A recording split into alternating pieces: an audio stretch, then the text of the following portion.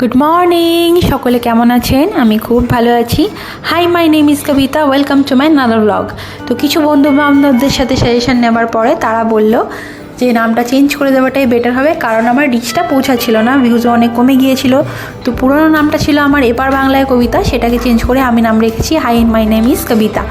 তো এটাকে ফেসবুকেও আমি চেঞ্জ করে ফেলেছি আর ইউটিউবেও চেঞ্জ করে ফেলেছি। আশা করছি আর কোনো সমস্যা হবে না। তো চলো আজকের ব্লগটা শুরু করা যাক। আজকে আমার কাছে দিনটা খুব স্পেশাল।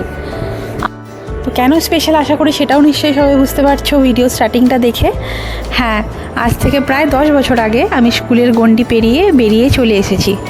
তবে গণ্ডি পেরোলে কী হয়েছে, দিল তো আজ ভি বাচ্চা হ্যায় জি, সেই মনটা পড়ে রয়েছে স্কুলের দিকে।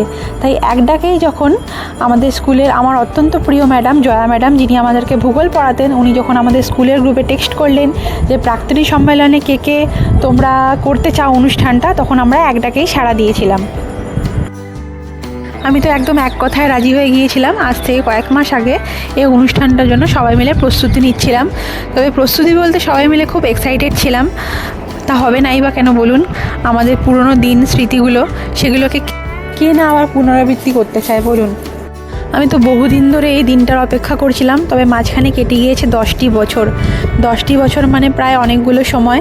এর মাঝ কেটে গিয়েছে প্রায় অনেকখানি সময়। প্রথমে স্কুল, দেন কলেজ, তারপরে আমরা আমাদের যে যার গন্তব্যে রওনা দিয়েছিলাম। কিন্তু আজ এতদিন পরে সবাই একত্রিত হব একই জায়গায় আর জটলা পাকাবো আর প্রচুর প্রচুর আনন্দ করব। আজকে ভেবে নিয়েছি আজকে আবার সেই আমি স্কুলে যাচ্ছি, স্কুলের সেই টিউনিকটা পরে আর প্রচুর আনন্দ করব। চলুন, কিন্তু যাওয়ার আগে আজকে আমাদেরকে রান্নাটা করে দিয়ে যেতে হবে। আর বাবা চলে গেছে আজকে অফিস, ছুটি নিতে বলেছিলাম কিন্তু ওনার ছুটি পাইনি। তো আজকে ভেবেছি একটু ভেজ ফ্রাইড রাইস করব আর একটু ফুলকপি আলুর কোরমা করব। ওর বাবার জন্যই বিশেষ করে রান্নাটা করে যাওয়া, কারণ স্কুল থেকে আমাদের খাওয়া দাওয়ার ব্যবস্থা করা হয়েছে। তো কী খাওয়া দাওয়ার ব্যবস্থা করা হয়েছে সেটা আমি পরে জানাবো আপনাদেরকে। তো চলুন রান্নাটা আগে করে নিই। এই যে কড়াইতে প্রথমে তেল দিয়ে সবজিগুলোকে কেটে নিয়েছিলাম, একটু গাজর, একটু বিনস, একটু মটরশুঁটি, একটু ক্যাপসিকাম দিয়ে সবজিগুলোকে দিয়ে দেবো একে একে। এই যে ফুলকপি আর আলুটাকে আমি সেদ্ধ করে নিয়েছি প্রথমেই। তো আগে ভাবছি ফুলকপি আর আলুটা কোরমাটা বানিয়ে ফেলি, চলুন ফ্রাইড রাইসটা লাস্টে বানাবো। ফুলকপি আর আলুটা দিয়ে দিচ্ছি কড়াইতে ভাজতে। একদম সাদামাটাভাবে তৈরি করব কোরমাটা, কিন্তু খেলে মনে হবে বিয়েবাড়ির কোরমা খাচ্ছেন। তো আপনারাও ট্রাই করে দেখতে পারেন। একদম মিনিমাল মশলা আমি ইউজ করব। এই যে ফুলকপি আলুটা একটু ভেজে নিচ্ছি আমি। এদিকে আমার ভাতটাও হয়ে গিয়েছে প্রায়। আমি ভাতটাকে আধ ঘন্টা আগে দেরাদুন রাইসটাকে ভিজিয়ে রেখেছিলাম। তো তারপরে আপনাকে 70% বয়েল করে নিতে হবে, পুরোপুরি বয়েল করবে না, নাহলে গলে যাবে, ফ্রাইড রাইসটা খেতে একদমই ভালো লাগবে না। তো 70% বয়েল করে নিয়েছি। এবার একটা থালার মধ্যে বের করে ভাতটাকে ঝরিয়ে নেব। এদিকে এই যে মশলাটা রেডি করেছি, একদম মিনিমাল মশলা আমি আপনাদেরকে বললামই। তার আগে বলে দিই, একটা বাটিতে গরম জলের মধ্যে আপনাকে একটু কাজু আর এই যে দালান খুলে দেখাচ্ছি 1 মিনিট, একটু কাজু আর একটু কিশমিশ আপনাকে ভিজিয়ে রাখতে হবে গরম জলে। আর হ্যাঁ, সাথে আপনি 4-5টা কাঠবাদামও অ্যাড করতে পারেন, তবে আমি সেটা পরে অ্যাড করে নিয়েছি, আমি দেখাতে ভুলে গেছি আপনাদেরকে। এই যে এটাকে আধ ঘন্টা আগে ভিজিয়ে রেখে দেবেন। তো আর এদিকে মশলাটার মধ্যে আমি কী কী দিয়েছিলাম সেটা হচ্ছে গোটা ধনে, গোটা জিরে, কাঁচা লঙ্কা আর একটু বেশি করে আদা দিয়েছিলাম। এই যে ভাতটা প্রায় হয়ে গিয়েছে, একটা থালার মধ্যে বের করে আপনারা জলটাকে ঝরিয়ে নিয়ে ভাতটাকে দিয়ে দেবেন, তাহলে জলগুলো খুব ভালোভাবে সোক হয়ে যাবে আর শুকিয়েও যাবে, তাহলে চালটা একদম ঝরঝরে হয়ে যাবে। ফ্রায়েড রাইসে এটা সবথেকে বেশি ইম্পর্ট্যান্ট পার্ট, চালটাকে ঝরিয়ে নেবা। তো চলুন মিক্সার গ্রাইন্ডারে বাটা মশলাটি দিয়ে খুব ভালোভাবে মিশিয়ে নিতে হবে। এবার 5 মিনিট মতন নেড়ে চেড়ে ভেজে নেব মশলাটিকে। মিক্সার গ্রাইন্ডারে মশলাটা পিষিয়ে নেবেন, মিহি করে একদম পিষবেন না, একটু হাতে যেন দানা দানা লেগে থাকে। আর ফুলকপি আলুটাকে আগে সেদ্ধ করে নেবেন, তাহলে তেলটা কম পুড়বে। একদম 1 টেবিল চামচ মতন তেল দেবো কড়াইয়ে, নিত্য প্রতিদিনকার মতন মশলা দেব, নুন, হলুদ, সামান্য স্বাদ মতন চিনি, আর এই যে আমার বাড়িতে তৈরি করা একটা সিক্রেট মশলা। সব মশলাগুলো দিয়ে একসাথে খুব ভালোভাবে ভেজে নেব। এদিকে ঘড়িতে 9:30 ছুঁই প্রায়, সময়টা এগিয়ে চলেছে আস্তে আস্তে। আর মনটা আজকে রান্নার দিকে নেই জানেন তো, স্কুলের দিকেই পড়ে আছে। 10টা বাজলেই বেরিয়ে পড়তে হবে। স্কুল থেকে ওই 10টার দিকে সময় দেওয়া হয়েছে। 1984 থেকে 2023 অবধি যারা যারা প্রাক্তনী আছেন তাদের প্রত্যেককেই আমন্ত্রণ জানানো হয়েছে। এই যে দাঁড়ান, আগে এই বাদামটা যে আছে এটাকে এরকমভাবে হাত দিয়ে ছাড়িয়ে নেবো খোসাগুলো, তাহলে টেস্টটা ভালো আসবে। তো I am really excited today. আমি প্রচণ্ড হ্যাপি। কখন 10টা বাজে, বাই দ্য ওয়ে আমার একটা আজকে স্কুলে পারফরমেন্স আছে, তার জন্য আমাকে আবার একটু সময় দিতে হবে, আমাকে একটু তৈরি হতে হবে, তাই জন্য তাড়াতাড়ি আমি রান্নাটা করে দিচ্ছি। কাজু কিশমিশটা মিক্সার গ্রাইন্ডারে পিষিয়ে নিয়ে উপর থেকে দিয়ে দিতে হবে, দিয়ে মশলাটাকে খুব ভালোভাবে 10-15 মিনিট ধরে কষাবো। মশলাটা কষানো হয়ে গেলে এই দেখুন মশলাটা কষে গিয়েছে, জলটা একদম সোক হয়ে গিয়েছে। এবার ওপর থেকে দিয়ে দেবো 1 গ্লাস মতন জল। জলটা দিয়ে খুব ভালোভাবে নাড়িয়ে দিতে হবে। গরম জল দিতে হবে অবশ্য, ঠান্ডা জল দেবেন না। গরম জলটা দিয়ে খুব ভালোভাবে নাড়িয়ে নেব। দিয়ে এবার ভেজে রাখা ফুলকপিগুলো ওপর থেকে আস্তে আস্তে করে দিয়ে দেবো। দিয়ে শেষমেশ আমার ওপর থেকে বাড়িতে বানানো যে গরম মশলাটি আছে ওপর থেকে একটুখানি ছড়িয়ে দেবো 1 চামচ মতন, দিয়ে খুব ভালোভাবে নেড়ে নিতে হবে। দিয়ে নামিয়ে নেবো। আমার ফুলকপির কোরমা রেডি। চলুন ফ্রায়েড রাইসটা এবার তৈরি করে নিই। ফ্রায়েড রাইসের জন্য সব কিছু তো রেডি করেই নিয়েছি, শুধুমাত্র একটু সবজিগুলোকে ভেজে নিতে হবে। কড়াইতে তেল গরম করেছি আর দিয়েছি 2 চামচ ঘি, 1 চামচ মতন দিয়েছি তেল। এই যে 2টো দারচিনি দিয়ে দিচ্ছি। এবার কেটে রাখা সবজিগুলোকে ক্যাপসিকাম, বিনস, গাজর আর একটু মটরশুঁটি দিয়ে খুব ভালোভাবে ভেজে নেবো সব সবজিগুলোকে। ভাজা হয়ে গেলে ওপর থেকে স্বাদ মতন নুন আর স্বাদ মতন চিনি দিয়ে চালগুলোকে একটু করে দিয়ে দেবো। দিয়ে খুব ভালো করে নাড়িয়ে নিয়ে ফ্রায়েড রাইসটা নামিয়ে নেবো।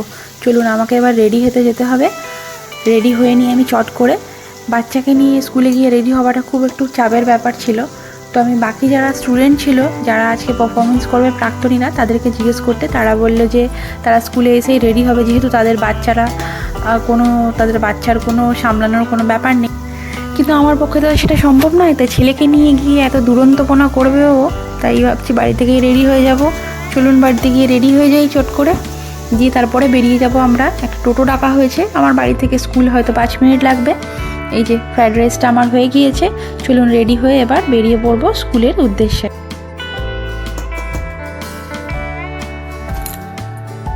এই যে রেডি হয়ে বেরিয়ে পড়েছি। ওকে মাঝখানে বসিয়েছি, মা একধারে বসেছে, আমি একধারে বসেছি।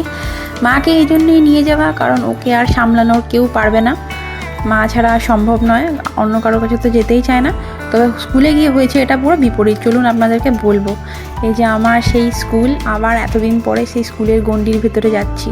মনে হচ্ছে কি কালই সেই স্কুল থেকে বেরিয়েছিলাম, জানেন তো। এমন একটা আজব ধরনের ফিলিংস হচ্ছে না, অদ্ভুত একটা আনন্দ হচ্ছে, একটা আলাদা রকমের ফিলিংস হচ্ছে।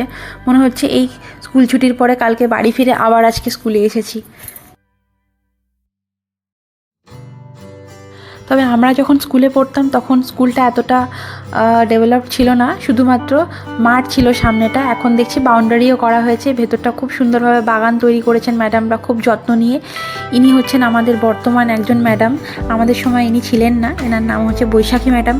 এই যে আমার ছেলে এসে স্কুলে ঢোকার সাথে সাথে সবার কাছে চলে যাচ্ছে, কাউকে চেনে না ও, কিন্তু কোথায় কোথায় রুমে যে ঢুকে যাচ্ছে আমি নিজেও খুঁজে পাচ্ছি না ওকে। এই যে সামনেটা আবার প্রত্যেকটা মনীষীদের দেখছি একটা করে স্ট্যাচু তৈরি করা হয়েছে। বাচ্চাগুলোকে খুব সুন্দরভাবে দেখছি দেওয়ালে প্রত্যেকটা দরজার বাইরে আবার চক দিয়ে দিয়ে খুব সুন্দরভাবে আলপনা করেছে। এই যে ভেতরে আমাদের ম্যাডামরা আছেন, চলুন একটু আপনাদেরকে ভেতরে নিয়ে যাই। ইনি যিনি গ্রে কালারের সোয়েটার পরে আছেন, উনি হচ্ছেন আমাদের হেডমিস্ট্রেস বর্তমান, ওনার নাম হচ্ছে সুচন্দ্রা বোস। আর বাকিরা যারা আছেন সাদা রঙের সোয়েটার পরে, ইনি হচ্ছেন আমাদের অদিতি ম্যাডাম, আমাদেরকে ম্যাথ পড়াতেন। আর বাকি যারা ছিলেন তারা আমাদের ছিলেন না, তারা নতুন এসেছেন। এখন অনেক ম্যাডামরাই আছেন যারা নতুন এসেছেন, তবে তাদের সাথে আজকে পরিচয় করে নেব যতটা পারবো। আজকে সবাই যে যার নিজের কাজ নিয়ে খুব ব্যস্ত। এই যে আসার সাথে সাথে প্রোগ্রাম শুরু হয়ে গিয়েছে, একটু অপেক্ষার পর শুরু হয়েছিল।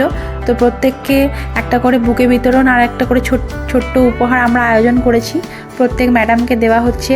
যারা যারা প্রাক্তনী বড়রা আছেন, যারা আমাদের থেকে সিনিয়র, তারা দিচ্ছেন, তারপরে আমরা দেব। ব্যাচ অনুযায়ী দেওয়া হচ্ছে। চলুন একটু আপনাদেরকে ক্লাসরুম থেকে ঘুরিয়ে নিয়ে আসি। এই যে আমাদের সেই ক্লাসরুম, তবে বোর্ডগুলো এখন দেখছি লাগানো হয়েছে। আমাদের টাইমে পেছনে ওই যে বোর্ডগুলো ছিল, ব্ল্যাক বোর্ডগুলো, এখন আবার দেখছি আলাদা করে সামনে বোর্ড লাগানো হয়েছে। ওরা খুব এক্সাইটেড। ফোন দেখে আমাকে জিজ্ঞেস করছে তুমি কি ব্লগ বানাও? আমি বললাম হ্যাঁ আমি ব্লগ বানাই। এই যে এখন আমার বাচ্চাগুলো দেখছি প্রত্যেকটা ক্লাসরুমে খুব দারুণ ছবি এঁকেছে। এখনকার বাচ্চাগুলো প্রচণ্ড ট্যালেন্টেড। তো আমাদের সময়ও আমরা করতাম, কিন্তু এখন দেখছি প্রত্যেকটা ক্লাসরুমে মানে এক গাদা ছবি, তো খুব ভালো আঁকে ওরা দেখছি। এই যে প্রত্যেকে আমাকে দেখে হাই করছে, হাই। চলো, আমার সেই পুরোনো দিনগুলো মনে পড়ে যাচ্ছে। আমাদের প্রত্যেকটা সেকশানে ভাগ করা ছিল। গার্লস স্কুলটা 5 to 10 ছিল, আর বয়েজ স্কুলে আমাদেরকে কোয়েড ছিল, বোথ বয়েজ অ্যান্ড গার্লস ছিল। এখানে ক্লাস 10 পর্যন্ত, আর বয়েজ স্কুলে ক্লাস 11-12টা পাস আউট হয়েছি। এই রুমটা আমার ফেভারিট ছিল। এটা ক্লাস 1A সেকশানে ছিলাম আমরা।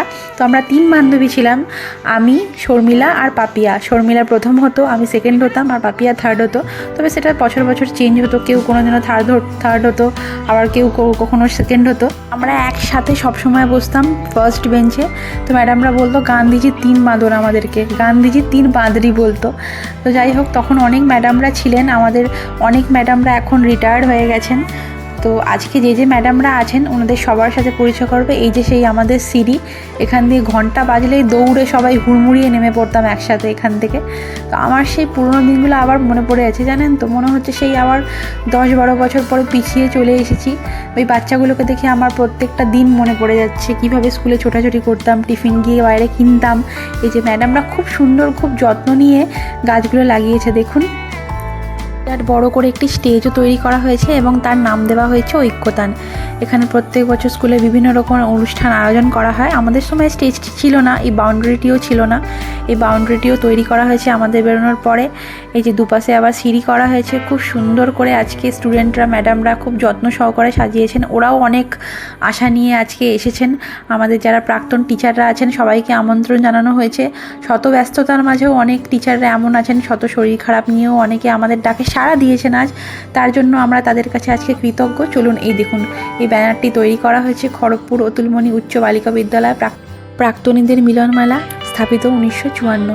সামনে আবার দেখছি ছোট ছোট থালার মধ্যে খুব সুন্দর ডিজাইন করে লাল হলুদের ওপর দিয়ে আবার ডেকোরেট করেছে, ভীষণ সুন্দরভাবে সাজিয়েছে। ম্যাডামরাও আজকে এই প্রোগ্রামটির জন্য অনেক এফোর্ট দিয়েছে। আসার সাথে সাথে কফি, সাথে বিস্কিট দিয়ে আমাদেরকে খুব ভালোভাবে সবাইকে যত্ন নিয়েছেন ম্যাডামরা।